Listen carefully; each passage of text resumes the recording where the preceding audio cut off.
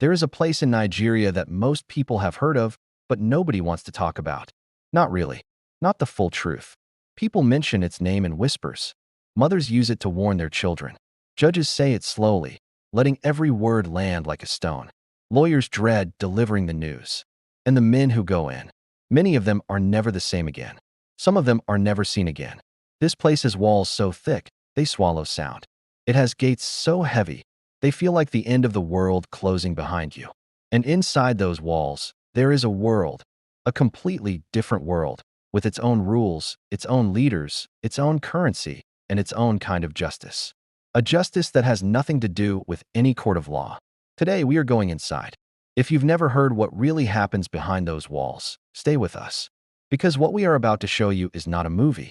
This is real. This happened. This is still happening. And by the end of this video, you will never think about prison the same way again. If this is your first time on this channel, subscribe right now and hit the bell. Because we don't do surface-level stories here. We go deep. We go where others don't. And you don't want to miss what's coming next. Lagos, Nigeria. One of the busiest, loudest, most alive cities on the entire African continent. Over 20 million people. Traffic that never sleeps. Markets that roar from sunrise to midnight. Music in the air. Color everywhere. But on the southwestern edge of this city, past the noise, past the lights, past the part of Lagos that makes it to the postcards, there is a place called Kirikiri. And Kirikiri is not on any postcard. Kirikiri Maximum Security Prison, built by the British colonial government in 1955, designed to hold around 956 inmates. A large number, yes. But here is the thing that nobody puts in the brochure. At various points in its history, Kirikiri has held over 3,000 people at the same time. 3,000 people, in a space built for less than 1,000. Think about that for a second. Think about what that means. What it smells like. What it sounds like at night. What it feels like to be one of those bodies crammed into a space that was never meant to hold you.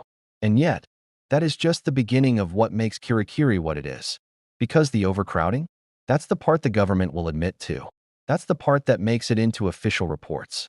But the things that happen inside those overcrowded walls, the things that the men who survived will only whisper about years later, that is the story we are here to tell. You have been convicted. Or maybe you haven't. And this is important, so remember it. In Nigeria, a large number of the people inside Kirikiri have never even been convicted of a crime. They are awaiting trial. Some of them have been waiting for years. 5 years. 10 years. In some documented cases, people have spent over a decade inside Kirikiri waiting for a trial that keeps getting postponed. But whether you are convicted or not, the day you walk through those gates, the system on the outside stops caring about you. You become a number, a body, one of thousands. And then someone is watching you. Not a guard, not an officer, someone else entirely. He has been in Kirikiri for years. He knows every corner, every shadow, every unspoken rule. He has seen hundreds of new men walk through that gate with the same look you have right now. That mixture of fear and confusion and desperate hope that somehow this won't be as bad as you've heard. He has seen that look before. He knows exactly what it means. And he knows exactly what to do next. Inside Kirikiri, there is a structure, a hierarchy. And understanding this hierarchy is the only way to understand how the prison actually works. Because the official structure, the one with wardens and officers and regulations, that is only one layer. Underneath it, running parallel to it, sometimes running through it, is another structure entirely. Inmates who have been there the longest hold the most power. In Nigerian prison slang, there are terms for the different ranks, the different roles. The men at the top control access to food, to space, to safety. They decide who sleeps where. They decide who gets protection and who doesn't. They decide what the rules are in each cell, in each block. And the new inmate, the fresh arrival, he is at the very bottom of this invisible ladder. Human Rights Watch, Amnesty International, and multiple Nigerian civil society organizations have documented what happens to vulnerable inmates, particularly those without money, without connections, and without anyone on the outside fighting for them. The reports describe systematic exploitation, forced labor within the prison, extortion, violence used as a tool of control. This is not speculation. These are documented findings from people who went in, interviewed survivors, and wrote it all down. And the violence is not random. That is one of the first things you need to understand. The violence inside Kirikiri has a logic to it. It has a purpose. It is used deliberately, strategically, to maintain order within the inmate hierarchy, to send messages, to establish and protect territory. Because yes, inside Kirikiri, there is territory. Different gangs, different factions, different groups control different parts of the prison. And the borders between these territories are invisible to the naked eye, but every inmate knows exactly where they are. Cross the wrong line, sit in the wrong spot, speak to the wrong person, and you have started something you may not be able to finish. Now here is where it gets complicated. And this is the part that surprises most people who have never been inside a place like this. The guards know. The officers, the wardens, they know about the hierarchy. They know about the gangs. They know who the powerful inmates are. And in many documented cases, rather than dismantling this system, they work around it, sometimes even with it. Why?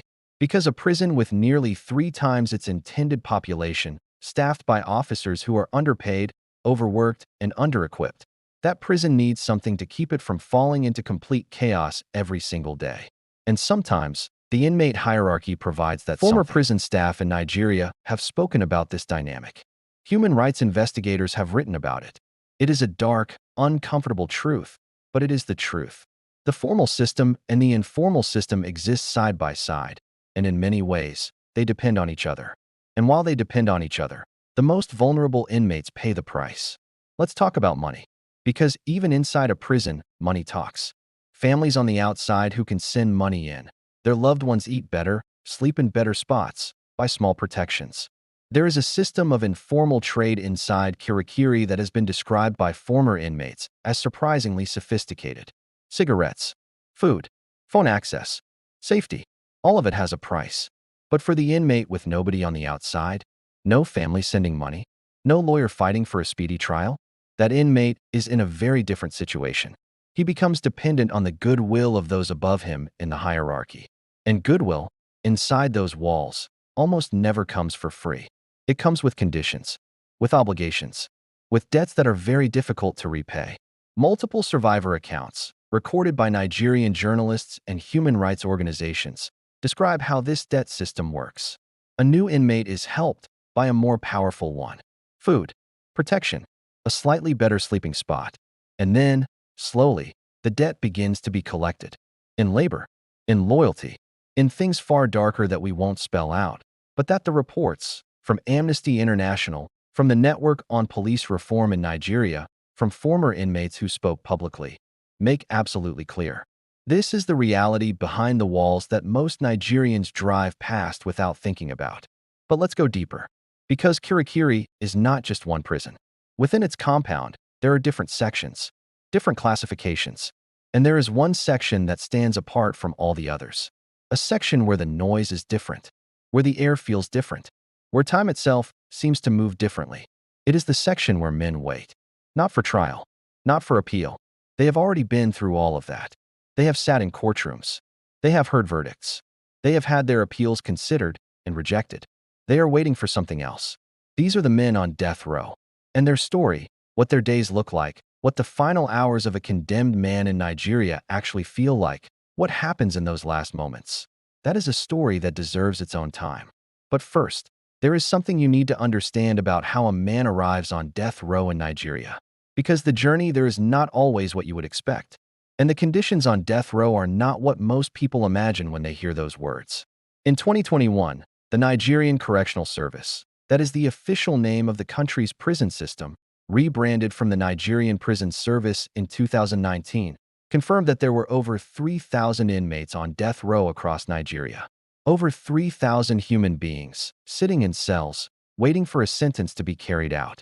Nigeria has not carried out an official, state-sanctioned execution since 2016, and even that one was controversial and disputed. Before that, the last confirmed executions were in 2013. So what does that mean for the men on death row? It means some of them have been waiting for the end for over a decade. Some of them arrived on death row in the 1990s and are still there today, living in a state of waiting, neither alive in the way the world outside is alive, nor gone. Suspended. In between. Psychologists who study incarceration have a term for what prolonged time on death row does to the human mind. It is sometimes called death row phenomenon. The combination of isolation, uncertainty, and the knowledge of a sentence hanging over your head, it creates a specific, documented form of psychological deterioration. It changes how a person thinks, how they sleep, how they relate to other people, how they measure time. And this is happening right now. In Kirikiri, in Enugu, in Kaduna, in prisons across Nigeria. Comment below, did you know any of this was happening? Because most people don't. And that's exactly why we made this video. Drop a comment and let us know where you're watching from. By now, you probably have a picture forming in your mind. High walls, overcrowded cells, an invisible power structure, men waiting in ways most of us cannot imagine. But we haven't told you the most important part yet. We haven't told you what actually happens inside those cells when the lights go down. We haven't told you what the final hours of a condemned man in Kirikiri actually look like. The rituals, the silence, the strange acts of humanity that even the darkest places somehow produce. We haven't told you about the ones who walked out. Because some men do walk out of Kirikiri. And what they carry with them, what they describe, years later, in the safety of the outside world, is unlike anything you will read in any official government report. What they saw, what was done to them, what they did to survive. This story is about a man we'll call Emeka. That's not his real name. He asked us not to use it, and when you hear what he has to say, you'll understand why. Emeka spent 7 years inside Kirikiri Maximum Security Prison in Nigeria. He went in at 24 and came out at 31. By his own words, he was a completely different person. Not in the way people say that after a long trip. In a deeper, quieter, more permanent way. A few years ago, he sat down with a journalist and spoke for the first time about what those 7 years were really like. Not the version he told his family, the real version. And the first thing he said was this: the first night is the one that teaches you everything. He described arriving in the evening, the processing, the uniform, the walk through corridors that smelled like sweat and damp concrete. He was taken to a cell designed for maybe 8 people. Inside, there were over 20 men. Bodies were arranged like puzzle pieces just to fit. The heat was suffocating. There was one small window, but no breeze found its way in. He stood at the door, not knowing where to step. Then a voice came from the corner. Calm, almost friendly. New man, come. The man in the corner was older. He had a stillness that only comes from years of learning how to survive where panic is everywhere. He was an inmate, but he was the one who decided things in that cell. He looked Emeka up and down and asked 2 questions. Do you have family outside? Do you have money coming? Emeka said yes to both. Small amounts, but yes. The man nodded slowly. And just like that, Emeka had a space on the floor. A narrow strip near the wall. Not comfortable, not safe, but his. That was how his first night ended. And according to Emeka, that was actually one of the better first nights a new inmate could have. For the men who answered no to both questions, no family, no money, the first night was very different. Human rights reports document a pattern of exploitation that begins almost immediately for vulnerable inmates. Men with no resources become dependent on those with power. That dependence is then used, leveraged, and turned into something that strips a person down to almost nothing. Sexual violence inside these prisons is one of the least discussed but most consistently documented realities. It's described by survivors and NGOs as systematic, a tool to establish and maintain dominance. The men it happens to almost never report it. Who would they report it to? And so it continues, quietly, behind walls thick enough to swallow sound. But here's something Emeka said that might surprise you. He said, there was also kindness in there. Real kindness. Things that would make you cry if you saw them. He saw a group of men quietly organized to protect a mentally ill inmate who didn't understand where he was. Small, invisible acts of humanity in a place designed to strip humanity away. This isn't a contradiction. It's what people do. Even in the darkest places, something in us refuses to completely give up on each other. Emeka said the hardest part wasn't the violence or the fear. It was the time. The crushing weight of days that all looked the same. The way the outside world slowly became an abstract dream. 7 years. And he was one of the lucky ones who came back. Let's talk about the ones who don't. The Nigerian Correctional Service acknowledges that deaths in custody happen. The official causes are illness or malnutrition. A treatable infection can turn deadly when healthcare is nearly non-existent. Tuberculosis spreads like wildfire in overcrowded, poorly ventilated cells. Former inmates describe watching men get thinner over weeks. watching the light go out of their eyes, slowly, like a phone battery draining. And then one morning, that person is gone. Their space is filled almost immediately. That's how many die in Kirikiri. Not suddenly, but quietly, swallowed by the same walls that swallow everything else. And that brings us to death row. The condemned section of Kirikiri is physically separate. The men there aren't in the general population. The atmosphere is described as quiet. Not peaceful, quiet. The kind of quiet that comes when a large group of people have all, in their own way, accepted something terrible. A finality hangs in the air, a stillness born not of peace, but of waiting for the end. It's a silence heavier than any sound, a testament to the lives suspended between a past they say ain't change and a future they will never see. This is just one story from a place that holds thousands.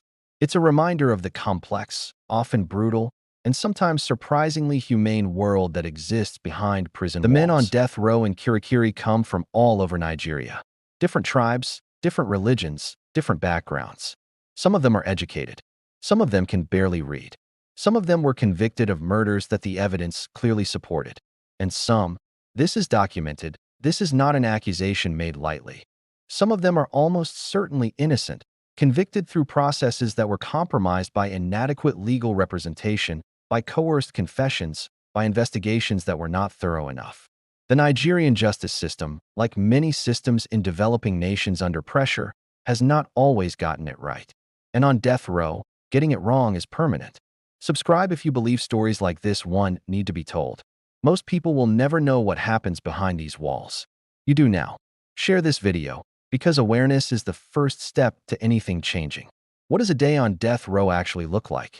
Lawyers and clergy who have visited describe a routine that is both monotonous and surreal.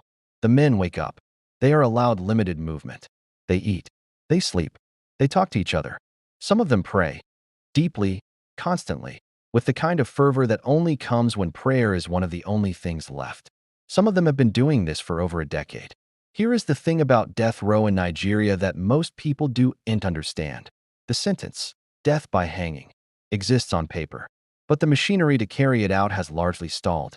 State governors, who must sign execution warrants in Nigeria, have been increasingly reluctant to do so. Human rights pressure, legal challenges, and political calculations have all played a role. The result is a strange, painful limbo. Men condemned to die, but not dying. Not living either. Just waiting, in a space between those two things, for years and years and years. Psychologists call it death row phenomenon, as we mentioned earlier, but hearing the term and truly understanding what it means are two different things. Imagine waking up every single morning knowing that today could be the day someone comes to your door and tells you it is time. And then it isn't. And you go to sleep. And you wake up again. And it still isn't. Day after day, year after year. What does that do to a mind? Former death row inmates who were later exonerated, released because new evidence emerged or because their convictions were overturned, have spoken about this in detail. Or the past. Only the present moment exists, because the present moment is all that can be trusted. One man, exonerated after 9 years on death row in Nigeria, said, "When I walked out, I didn't know how to want things anymore." You forget how to want things when wanting things stops making sense. And then there are the ones for whom the day does come. Nigeria's last confirmed executions were carried out in Edo State in 2016, though the circumstances were disputed and drew sharp condemnation from human rights organizations. Before that, there were executions in 2013. The numbers are small compared to the size of the death row population, but they happened. What do those final hours look like? Accounts from prison chaplains, the religious workers who are among the few people with consistent access to death row, paint a picture that is surprisingly human. In the final hours, the men are visited by clergy. They are allowed to pray. Some of them write letters to family members. Some of them ask to speak to people they haven't spoken to in years, parents, children, former friends. Some of them are calm in a way that the chaplains consistently describe as difficult to watch, not because it is frightening, but because it is heartbreaking. A calmness earned through years of waiting. A person who has already, in some internal way, made their peace long before the official moment arrives. Some of them weep. Some of them don't speak at all. And in the morning, it is done. There is a question that hangs over all of this. A question that doesn't have a clean answer, but that we should sit with anyway. What is prison for? If it is for punishment, Kirikiri delivers punishment in quantities that go far beyond what any court intended. If it is for rehabilitation, then a place where diseases spread unchecked, where a man can spend a decade awaiting trial, where the unofficial hierarchy does more governing than the official one. That place is not rehabilitating anyone. And if it is to protect society, then what does it mean that many of the people inside have never been convicted? That some who were convicted wrongly? That the men who walk out, and many do walk out, carry with them experiences that have fundamentally altered how they see the world and their place in it? Emeka, the man we started with, was asked at the end of his interview what he wanted people to know.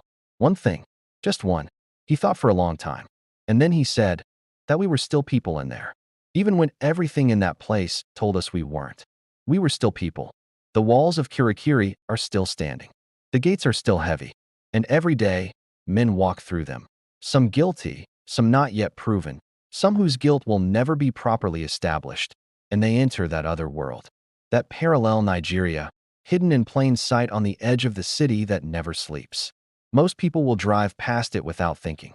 Most people will never know what happens inside. But now you ever felt like you're running a race with no finish line? Like no matter how hard you try, you're just not getting anywhere? Well, let me tell you a story about a young man named Emeka. It's a story about dreams, struggle, and the incredible power of not giving up. Emeka grew up in a small, vibrant village where the air was thick with the smell of roasting yams and the sounds of laughter. His dream was simple yet powerful. He wanted to become a great storyteller, to capture the tales of his people and share them with the world. He would spend hours listening to the village elders, their voices weaving magic with every word, painting pictures of ancient kings and mischievous spirits. But life had other plans. A severe drought hit his village, turning fertile lands into cracked, dusty earth. The laughter faded, replaced by worried whispers. Emeka's family, like many others, struggled to put food on the table. His dream of storytelling felt like a distant luxury. He had to help his family survive. So, Emeka took on any job he could find. He worked in the scorching fields, his hands blistered and his back aching. He carried heavy loads at the market, his young shoulders bearing the weight of his family's hopes. The stories he once dreamed of telling were buried under layers of exhaustion and dust. He felt his spirit, once as bright as the morning sun, slowly dimming. There were days he wanted to give up, to let the hardships swallow him whole. One evening, sitting under the dim light of a kerosene lamp, he saw his younger sister trying to read an old, tattered book. Her eyes were wide with curiosity, hungry for the world beyond their village. In that moment, Emeka saw a reflection of his own younger self. He realized his dream wasn't just for him. It was for her, for his family, for his entire village. That night, something inside him reignited. He decided he wouldn't let his dream die. He started small. After a long day's work, instead of collapsing into bed, he would gather the village children and tell them the stories he remembered. At first, his voice was shaky, tired from the day's labor. But as he spoke, he saw their eyes light up, just like his sister's. He saw hope. Emeka's stories became a source of strength for the community. They laughed together, they hoped together, and they remembered who they were, even in the face of hardship. Word of the young storyteller spread. A traveling journalist heard about him and came to the village. He was so moved by Emeka's passion and the community's resilience that he wrote a feature story. That story reached a cultural foundation, which offered Emeka a scholarship to study folklore and writing. Emeka's journey wasn't easy. He faced challenges in the big city, far from the familiar sights and sounds of his home. But he never forgot where he came from. He studied hard, honing his craft, learning how to weave his oral traditions into written words that could travel across the globe.